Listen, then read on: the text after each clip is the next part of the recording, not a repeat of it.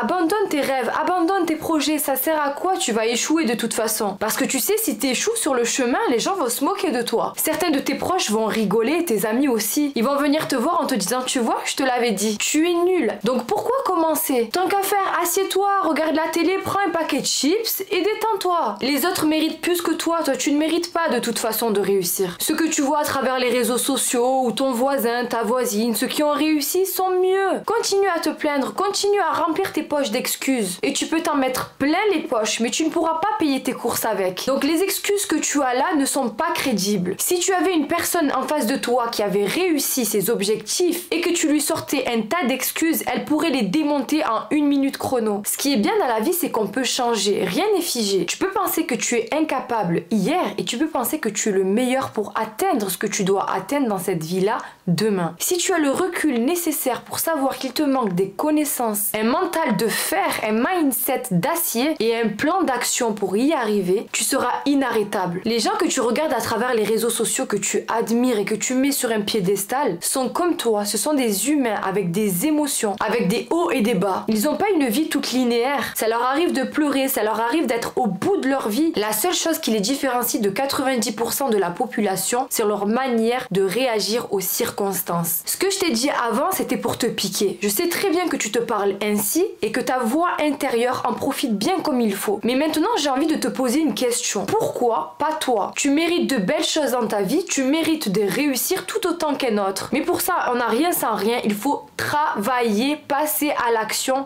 chaque jour et arrêter de tout remettre au lendemain. Arrêter de trouver des excuses. Comme je te disais, les excuses, ça ne paye pas tes courses. En fait, ça t'arrange. En te disant que tu ne vas pas y arriver, ça te donne une excuse pour ne rien faire. Tu ne veux pas aller dans l'inconfort. Donc comment veux-tu changer ta vie? Tu es obligé de faire des choses que tu n'as jamais faites pour obtenir quelque chose que tu n'as jamais eu. Donc forcément, il faudra passer à l'action. Ce sera inconfortable au début, mais les habitudes feront que tu le feras sans même t'en rendre compte. Maintenant, je te le dis, tu es capable d'atteindre tes objectifs. Maintenant, il faut être persévérant. C'est-à-dire que les réussites du jour au lendemain, on les voit que sur les réseaux sociaux. Mais dans la vraie vie, ça prend du temps. Mais si tu as les bons outils et le bon mindset, les bonnes connaissances, tu peux avoir de gros résultats. Tu peux atteindre rapidement tes objectifs. J'aimerais que tu saches également que nous sommes tous vulnérables. Nous sommes tous imparfaits, nous sommes des êtres humains. Donc arrête de mettre les gens plus haut que tu n'es toi-même et te rabaisser chaque jour. Et commence à réfléchir comme une gagnante et un gagnant. Commence à te dire je suis important. Tu es important. Commence à agir comme une personne importante qui a déjà